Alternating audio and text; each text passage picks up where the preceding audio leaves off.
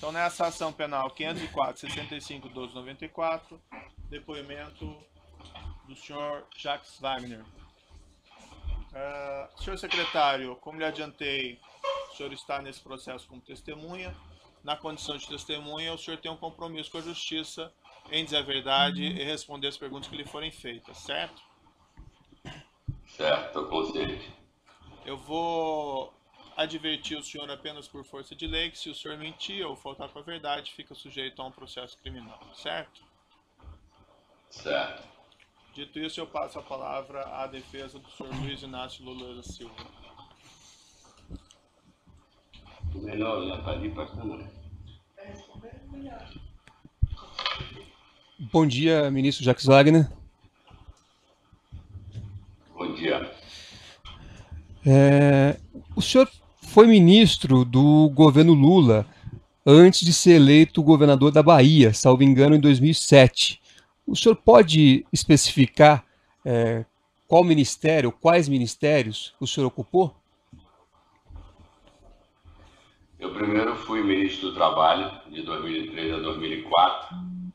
Depois eu assumi o Conselho de Desenvolvimento Econômico e Social, de 2004 a 2005. E em 2005 eu passei a ser ministro das Relações Institucionais. E fiquei como ministro até março de 2006, quando eu me afastei para me candidatar a governador do estado da Bahia. Perfeito. E em relação ao cargo de ministro das Relações Institucionais, quais eram as funções desse cargo? O senhor pode dizer, enfim, mais objetivamente, quais eram as funções atribuídas ao senhor nesse cargo?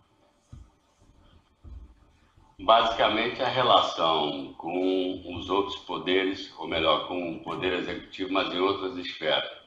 Com o poder legislativo, se relacionar com deputados federais e senadores, e também com os governadores, eventualmente com prefeitos de todo o Brasil, que sempre chegam para demandar obras e serviços para seus estados ou municípios.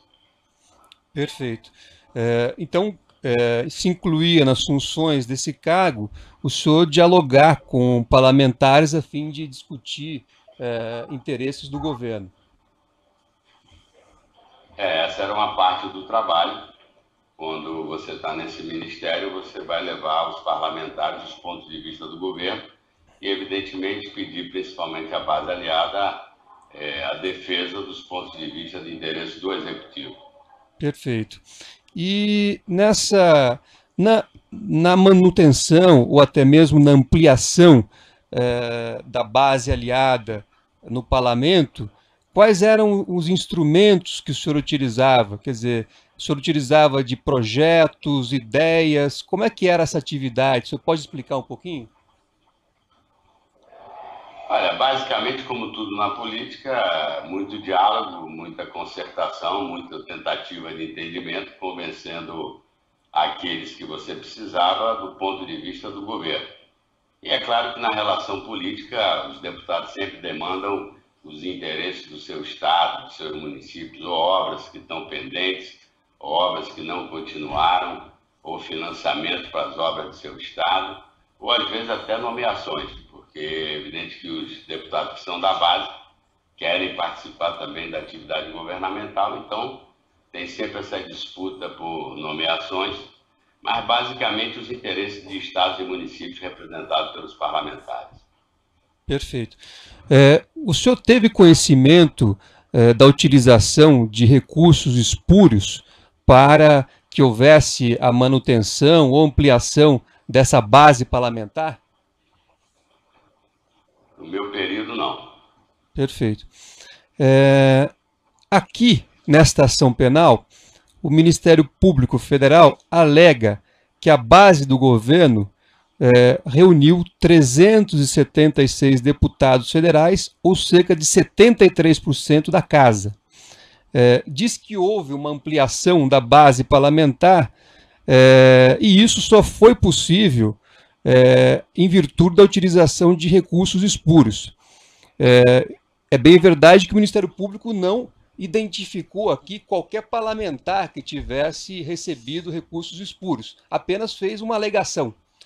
O senhor teve conhecimento dessa? O senhor concorda ou tem como confirmar esta afirmação do Ministério Público Federal de que houve utilização de recursos espúrios para ampliação da base parlamentar para 376 deputados federais? Olha, eu desconheço, é uma opinião do Ministério Público, uma afirmação. Agora, infelizmente, hoje, como o quadro partidário é muito dilacerado no Brasil, com mais de 40 partidos políticos, muitos parlamentares sempre querem se alinhar, perfilados ao lado de quem está no governo. Eu ganhei o governo do Estado aqui em minoria e rapidamente se compõe uma maioria, porque uma lógica dos deputados, que é atender a sua base eleitoral, seu município, o seu Estado, sempre depende de obras e de orçamentos que vêm do governo federal, ou no caso dos municípios, do governo estadual. Então, independentemente até de um esforço de quem está com a tarefa de construir uma base, é normal que o eleito, o executivo eleito, como não há uma relação na eleição entre a eleição do executivo e a eleição de parlamentares, pelo método da eleição brasileira, mas muito rapidamente os deputados acabam, ou vereadores, ou deputados estaduais, acabam se perfilando ao lado do executivo, porque, repito, dependem de obras e serviços que serão feitas pelo governo do Estado ou pelo governo federal. Então, eu, pelo menos, desconheço utilização de dinheiro espúrio para essa conquista de mais parlamentares. Perfeito. Nessa linha, então, é possível afirmar que, dentro dessa base parlamentar do governo Lula, havia parlamentares que também haviam pertencido à base parlamentar de governos anteriores, ou, por exemplo, do governo imediatamente anterior, que foi do ex-presidente Fernando Henrique Cardoso. Isso acontece, eu creio, que em todos os lugares. Agora, recentemente, havia uma base da ex-presidenta Dilma, e na semana subsequente essa base está perfilada com o atual presidente Michel Temer. Repito, esse movimento pendular pela não existência de partidos políticos, vamos dizer, com ideário mais consistente, é uma das causas, inclusive, desse jogo de estou aqui, amanhã eu estou lá, depois da manhã eu volto para cá, até pelo método eleitoral brasileiro, as coligações proporcionais, que acabam se transformando, na minha opinião, no estelionato. Porque o cidadão faz uma grande coligação e aí o parlamentar é eleito numa coligação, pensa de um jeito, o outro da coligação pensa do outro. Então, eu acho que o mal maior é a inexistência de partidos políticos consistentes e o método eleitoral brasileiro que acaba produzindo isso. Então, essa ida e vinda de parlamentares é absolutamente natural. Eu cito como exemplo a mim. Eu sucedi um grupo político muito forte na Bahia, mas no primeiro ano já tinha maioria parlamentar, com vários aliados do DEM, hoje estão caminhando comigo. Até porque, no caso do ex-presidente Lula, é importante dizer que o parlamentar quer sempre estar debaixo de um guarda-chuva de popularidade, que isso ajuda ele na sua eleição.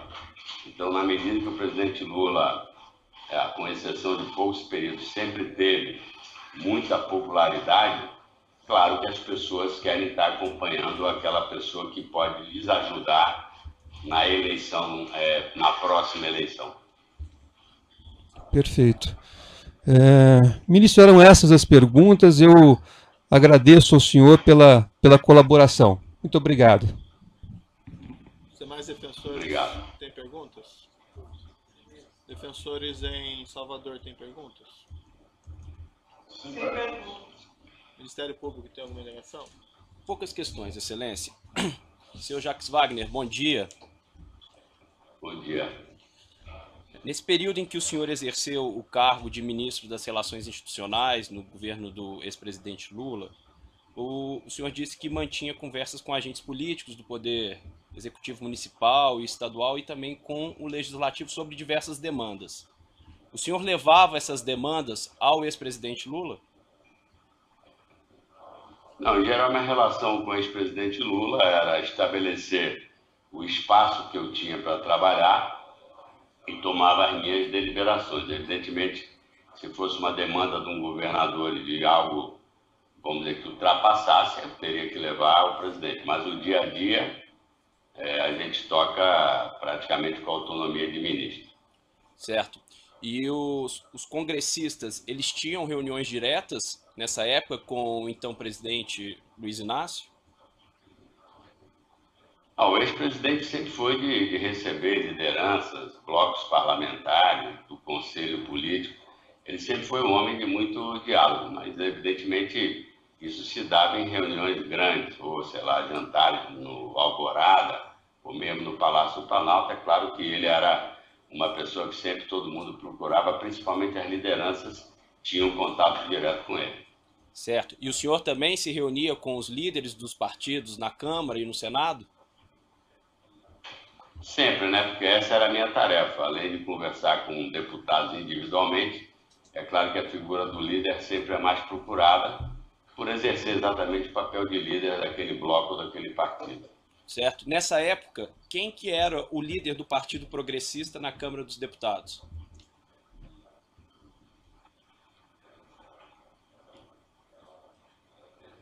Eu confesso que não me lembro. Certo? O senhor se recorda, apesar de não se lembrar quem que era, se o Partido Progressista também fazia parte dessas reuniões às quais o senhor se referiu? Olha, se era partido da base, seguramente participavam. Todos, até com a oposição, às vezes a gente se reunia. Perfeito. Inclusive reuniões com o então presidente Lula? Olha, era normal, às vezes, ele convidar o conjunto dos líderes partidários quando tinha uma questão mais importante para votação, e ele próprio, é papel também do ministro, no meu caso, quando eu era ministro, achar que uma questão era mais tensa. É óbvio que o peso político do ex-presidente era fundamental e muitas vezes ele entrava diretamente para dialogar com os parlamentares sobre um tema de mais relevância. Perfeito. Tá ótimo, senhor Jacques Wagner. Estou satisfeito. Muito obrigado. O assento de acusação tem alguma questão? O juiz também tem breves esclarecimentos.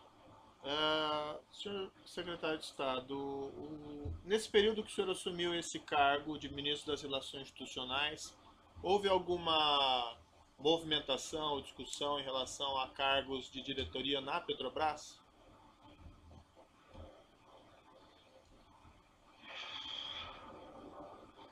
Não, na verdade eu nunca participei diretamente de discussão sobre cargo na Petrobras, porque quando eu assumi a direção ou melhor, o Ministério, a diretoria da Petrobras já estava montada. Eu próprio fui membro do Conselho de Administração da Petrobras durante o período que tive servindo ao presidente Lula.